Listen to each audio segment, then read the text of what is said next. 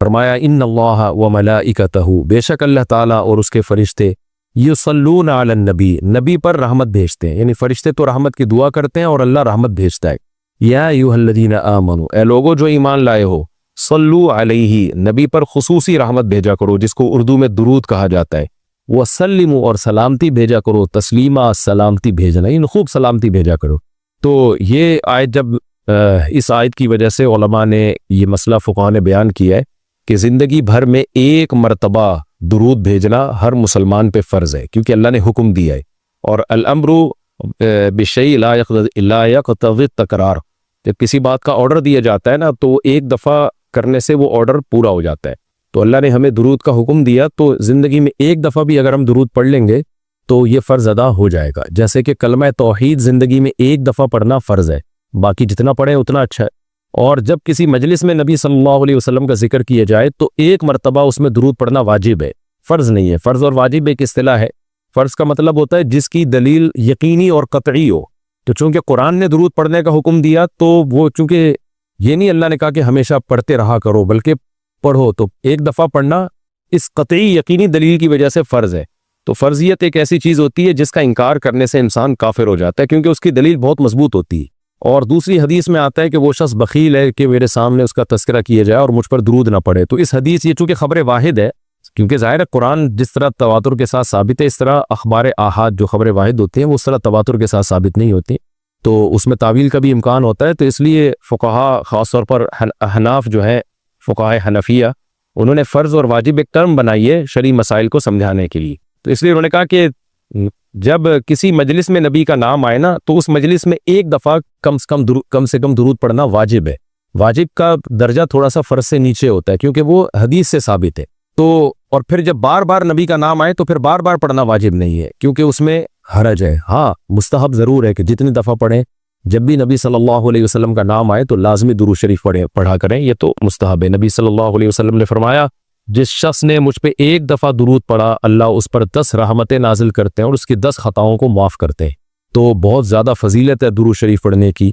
और ये बड़ी अजीब बात है कि दुरूद शरीफ जो है ये असल में अल्लाह की इबादत है। यहाँ मैं आपको एक दिलचस्प मसला भी बताता चलूँ। शरई मसला ये है कि जब हम कोई मन्नत मानते हैं ना, मन्नत कि अगर अल्लाह ने मेरे मरीज़ को शिफा दे दी तो मैं इतने रोज़े रखूँगा, मैं ये करूँगा, मैं यूँ करूँगा, तो इस अमल को मन्नत कहा जाता है कि बाकी अगर आप ठीक हो गए तो आप पर लाजिम होता है कि आप वो काम करें। तो मन्नत में ये ज़रूरी है कि आप जिस चीज़ की मन्नत माने वो इबादत मकसूदा हो और उसकी जिन्स में से लाजिम भी हो, यानी इबादत में कामिल इबादत होनी चाहिए, वो उबूदियत का उनसर उसमें हो। जैसे आपने मन्नत मानी कि अगर जो है मैं इम्तिहान में पास हो गया तो मैं 3 रोज़े रखूँगा, तो रोज़े इबादत है, मकसूद है, यानी इबादत मकसूदा में से। लेकिन अगर आपने मन्नत मानी कि मैं अगर इम्तिहान में पास हो गया तो मैं वज़ू करूँगा, तो वज़ू चूँकि मकसूद नहीं है, इबादत मकसूदा नहीं है, वज़ू से मकसद तो नमाज होती है, तो वो मन्नत आपके ऊपर लाजिमी नहीं होगी। आपने अगर मन्नत मानी कि जी मैं सदका करूँगा, तो सदका इबादत मकसूदा है और उसकी जिन्स में से जो ज़कात है वो वाजिब भी है।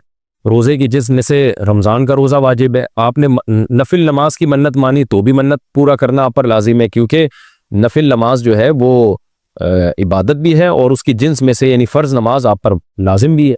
तो अगर दोनों में से एक शर्त भी नहीं पाई जाएगी तो मन्नत फिर मुनाकिदी नहीं होती है। जैसे आपने कहा कि मैं जो है वो अगर इम्तिहान में मैं कामयाब हो गया, पास हो गया, तो मैं जो है अपने वालिदैन की खिदमत करूँगा, तो ये खिदमत सवाब तो बहुत है लेकिन इबादत मकसूदा नहीं है, इबादत मकसूदा नहीं।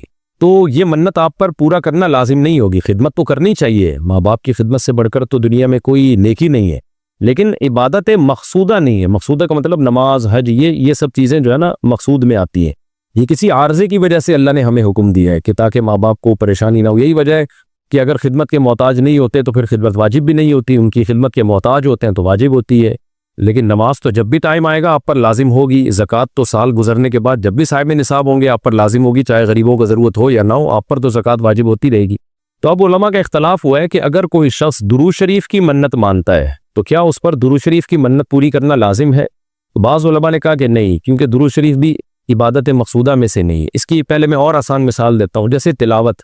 उलमा कहते हैं अगर कोई ये मन्नत मानता है कि अगर मैं इम्तिहान में कामयाब हो गया तो मैं 3 पारे तिलावत करूँगा, तो ये मन्नत पूरी करना भी वाजिब नहीं है, क्योंकि कुरान पढ़ना बहुत ज़्यादा सवाब तो है लेकिन इबादत मकसूदा नहीं है। बल्कि मकसद कुरान से क्या है कि आपका दिल बने और आपको आखिरत की याद ताज़ा हो, आपको शरीय हकाम का इल्म हो। सवाब बहुत है, हर सवाब का काम इस्तिलाही इबादत नहीं होता, खूब समझ लें। इबादत की भी दो किस्में हैं, एक इबादत टर्म है, इस्तिलाह है, और एक इबादत मजाजन हम इबादत, हर अच्छे काम को इबादत कहते हैं। इस लिहाज से तो खाना खाना भी इबादत है कि अगर आपकी नीयत अच्छी है उससे। लेकिन एक होती है मकसूद इबादत, तो मकसूदा इबादत में से नहीं है। सवाब बहुत है कुरान की तिलावत करना, अल्लाह से मोहब्बत की अलामत है। बगैर समझ के पढ़ना भी बहुत बड़ी नेकी है, कुरान बगैर समझ के पढ़ना भी। लेकिन कुरान की तिलावत की मन्नत जो है वो मुनक़िद नहीं होती। तो इसी तरह अब ये इख्तलाफ हुआ है कि अगर कोई दुरूद शरीफ की मन्नत मान लेता है कि अगर मैं इम्तिहान में कामयाब हो गया तो मैं 100 दफ़ा दुरूद शरीफ पढ़ूंगा, तो क्या ये मन्नत पूरी करना वाजिब है या नहीं? तो बाज़ उलमा कहते हैं कि वाजिब नहीं है। वजह उसकी है कि दुरूद शरीफ इबादत मकसूदा नहीं है, क्योंकि दुरूद शरीफ का मकसद तो ये सैयदुल अंबिया मोहम्मद सल्लल्लाहु अलैहि वसल्लम से मोहब्बत का इजहार, तो ये नमाज रोज़े की तरह नहीं। लेकिन राजे कौल ये है जिस पे फतवा दिया गया है कि ये मन्नत पूरी करना वाजिब है, क्योंकि दुरूद शरीफ इबादत मकसूदा है, और इबादत मकसूदा है और इसकी जिन्स में से वाजिब भी है, फ़र्ज भी है। तो फ़र्ज कैसे है? क्योंकि कुरान ने हमें हुक्म दे दिया, अब जिंदगी में एक दफ़ा दुरूद शरीफ पढ़ना फ़र्ज हो गया। ये मसला तो आसानी से समझ में आ गया कि फ़र्ज कैसे। अब ये एक सवाल पैदा होता है, इबादत मकसूदा कैसे है? नबी सल्लल्लाहु अलैहि वसल्लम की तो इबादत जायज़ ही नहीं है। उसका बड़ा दिलचस्प जवाब दिया हज़रात फ़ुक़हा ने कि दुरूद शरीफ असल में अल्लाह की इबादत है, जो हम अल्लाह को खुश करने के लिए करते हैं, क्योंकि अल्लाह ने हमें ऑर्डर दिया है। और इसमें इबादत का उनसर, इबादत कहते हैं जिसकी जो है वो जिसमें उबूदियत का उनसर हो, आप बतौर गुलाम जो काम कर रहे हो, जिसमें आपको लॉजिक पूछने की भी इजाज़त नहीं होती। जैसे 5 नमाजें फ़र्ज है ना, क्यों फ़र्ज है भाई? लॉजिक की हमें हुक्म नहीं, हमने पढ़नी है। रोज़ा फ़र्ज है, उसकी हिकमतें अल्लाह ने बयान की, लेकिन वो हिकमतें ना भी हो तो रोज़ा रखना पड़ेगा। तो दुरूद शरीफ भी इबादत मकसूदा में से है, इसलिए कि अल्लाह ने हमें हुक्म दिया, तो हम अल्लाह को खुश करने के लिए अल्लाह की गुलामी के तौर पर पैगम्बर पर दुरूद भेजते हैं। तो इससे दुरूद शरीफ की अहमियत बहुत ज़्यादा बढ़ जाती है और इसमें बहुत सारी हिकमतें हासिल हो जाती हैं कि हम अल्लाह को राज़ी करने के लिए, क्योंकि अल्लाह ने हमें हुक्म दिया है, जैसे नमाज का हुक्म दिया, ज़कात का हुक्म दिया, अल्लाह ने कहा कि तुम ये इबादत करोगे मेरी, ये होगी मेरी, क्योंकि दुआ इबादत है। दुआ में क्या होता है, हम अल्लाह से भिखारियों की तरह मांगते हैं। तो अल्लाह ने कहा और दुआएं तुम मांगो ना मांगो, ये वाली तो स्पेशली तुम पे फ़र्ज है। एक तो अल तलाक दुआ मांगना है ना, लेकिन स्पेसिफिक कोई मखसूस दुआ मांगना तो फ़र्ज नहीं है, लेकिन ये वाली दुआ मांगना हम पे अल्लाह ने फ़र्ज किया है कि तुमने पैगम्बर के लिए रहमत की दुआ करनी है, ये तुम पे फ़र्ज है, ये मुझे खुश करने के लिए फ़र्ज है।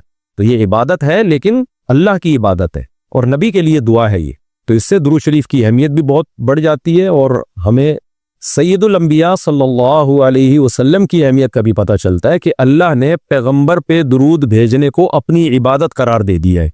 तो सैयदुल अंबिया सल्लल्लाहु अलैहि वसल्लम की भी वैल्यू बहुत ज़्यादा बढ़ जाती है। जैसे कुरान में आता है ना कि वरफ़अना लका ज़िक्रक, हमने आपके तज़किरे को बुलंद किया है। तो कैसे बुलंद किया? उलमा ने इसका जवाब दिया कि नमाज में भी दुरूद शरीफ है और अत्तहियात में नबी सल्लल्लाहु अलैहि वसल्लम पे सलामती भेजने को अत्तहियात का हिस्सा बना दिया गया है, और अज़ान में अशहदु अल्ला इलाहा इल्लल्लाह के साथ अशहदु अन्ना मुहम्मद रसूलुल्लाह को भी ऐड किया गया है। तो इससे सैयदुल अंबिया सल्लल्लाहु अलैहि वसल्लम की बहुत ज़्यादा फजीलत साबित होती है। तो इसलिए दुरूद शरीफ का एहतमाम करना चाहिए। जैसे शरीयत में बाज़ इबादतें बाज़ औक़ात में ज़्यादा पसंदीदा है, आप दिन में नवाफिल पढ़ें उसका भी सवाब मिलता है, लेकिन ये नवाफिल आप रात के आखिरी हिस्से में पढ़ें तो तहज्जुद बन जाएगी, बहुत ज़्यादा सवाब हो जाएगा। आप रोज़ा रखें, आम दिनों में सवाब है, ईद जुमेरात को ज़्यादा सवाब है, अय्याम बीज़ में ज़्यादा सवाब है, रमज़ान का तो बहुत ही ज़्यादा सवाब है, आशूरा का भी सवाब है। तो जैसे जितनी भी इबादतें हैं वो ख़ास दिन और ख़ास औक़ात में उनकी फजीलत बढ़ जाती है। तो ऐसे ही दुरूद शरीफ के बारे में हदीस में आता है कि आम दिनों में भी दुरूद शरीफ में बहुत सवाब मिलता है, लेकिन सही हदीस से ये बात साबित है कि जुमे के दिन दुरूद शरीफ पढ़ना आम दिनों से ज़्यादा अफजल। इसी वजह से हमारे अकाबिर का हमेशा से मामूल रहा है, जो हमने देखा भी है कि वो जुम्मे के दिन ख़ास तौर पर असर की नमाज के बाद दुरूद शरीफ पढ़ने का बहुत ज़्यादा एहतमाम करते हैं। और जब वो उम्रे के लिए या हज के लिए जाते हैं तो भी मस्जिद नबवी में अक्सर वो मैंने देखा अपने बड़ों को कि वो असर की नमाज के बाद ना मस्जिद नबवी में सिर्फ दुरूद शरीफ ही पढ़ते हैं बैठ के। एक तो वो जगह ऐसी है कि जहाँ सैयदुल अंबिया सल्लल्लाहु अलैहि वसल्लम का रोज़ा अतहर है सामने, और फिर वहाँ जुम्मे का दिन भी हो तो, और फिर असर की का वक्त जो है वो कबूलियत का वक्त होता है जुम्मे के दिन। जैसे कि हदीस में आता है ना, जुम्मे के दिन एक घड़ी ऐसी होती है जिसमें दुआ रद्द नहीं होती। तो जमहूर उलमा इस तरफ गए हैं कि उससे असर का टाइम मुराद है। अगरचे इसमें इख्तलाफ है, लेकिन जमहूर इस तरफ गए हैं कि असर का वक्त मुराद है। तो जुम्मे के दिन असर के वक्त दुरूद शरीफ का एहतमाम करना चाहिए। और वैसे भी अगर आपको असर के वक्त टाइम नहीं मिलता तो जुम्मे की नमाज के लिए आप वक्त से बहुत पहले आ जाए, नहा धो के तैयार होके अगली सफ़ में बैठें और ख़तीब साहब का बयान शुरू होने से पहले आप तहियतुल मस्जिद पढ़ने के बाद दुरूद शरीफ की कसरत किया करें। तो इसके बहुत ज़्यादा फजीलत है और हमें अल्लाह ने हुक्म दिया। और उलमा ने बयान किया कि दुरूद शरीफ को जो अल्लाह ने हम पे लाजिम किया ना, उसमें एक हिकमत ये भी है कि सय्यदुल अंबिया सल्लल्लाहु अलैहि वसल्लम की बशरियत हमारे जहन में और अच्छी तरह बैठ है। क्योंकि पिछली उम्मतें जो तबाह बर्बाद हुई हैं वो इसलिए हुई हैं कि उन्होंने पैगम्बरों को इतना ऊंचा मकाम दिया कि अल्लाह के बराबर ले आए। जैसे ईसाइयों ने हजरत ईसा को अल्लाह का बेटा बना दिया माज़अल्लाह, और जहाँ हमारे यहाँ भी जो बिदती लोग हैं उन्होंने सय्यदुल अंबिया को हाजिर नाजिर मुश्किल कुशा क्या बना दिए, तो शिरक करने लगे। तो दुरूद शरीफ में एक हिकमत ये भी है कि जब हम नबी के लिए दुआ करते हैं अल्लाह ताला से कि अल्लाह सय्यदुल अंबिया पर अपनी खुसूसी रहमतें नाजिल फरमा और आप पर सलामतियाँ भेज, तो इससे हमें ये भी पता चलता है, ये अकीदा हमारे दिल में बैठता है कि मोहम्मद सल्लल्लाहु अलैहि वसल्लम भी अल्लाह की रहमत के मोहताज है। तभी तो हमें हुक्म दिया जा रहा है कि उनके लिए दुआ मांगो। हाँ, यहाँ एक इश्काल हो सकता था इसका कि भाई अच्छा इसका मतलब नबी हमारी दुआ के मोहताज हैं, तो ना ना ना, नबी हमारी दुआ के मोहताज नहीं है, अल्लाह की रहमत के मोहताज है। हम दुआ नहीं भी मांगेंगे तो अल्लाह अपने हबीब सल्लल्लाहु अलैहि वसल्लम पर रहमत भेजेगा।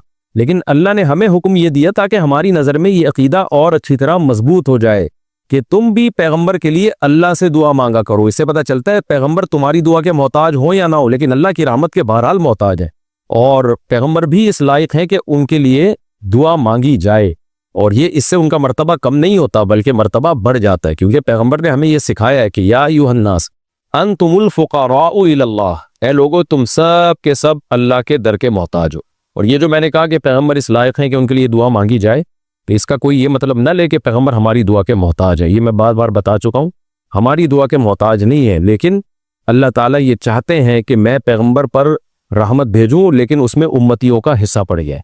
हजरत मौलाना अशरफ अली थानवी रहमहुल्लाह ने इसकी एक मिसाल दी है कि जैसे किसी बादशाह को अपने शहजादे से बहुत ज़्यादा मोहब्बत है, वो वैसे ही उसको गिफ्ट देना चाहता है, और आपको पता है कि इसने ये गिफ्ट देना है, लेकिन आप जाके बादशाह से सिफारिश करके कर देते हो कि भाई इनको ये गिफ्ट दे दो।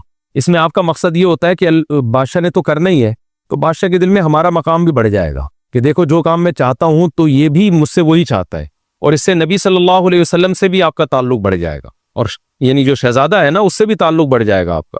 तो जब हम अल्लाह से दुआ मांगते हैं नबी के लिए, तो हमारा अल्लाह का रिलेशन भी बढ़ता है, इससे अल्लाह खुश होता है कि देखो मेरे हबीब के लिए ये भी मुझसे कह रहे हैं रहमत भेजने का, और सय्यदुल अंबिया से भी हमारा ताल्लुक बढ़ जाएगा। क़यामत के दिन ये चीज़ सिफारिश में मुआविन और मददगार हो।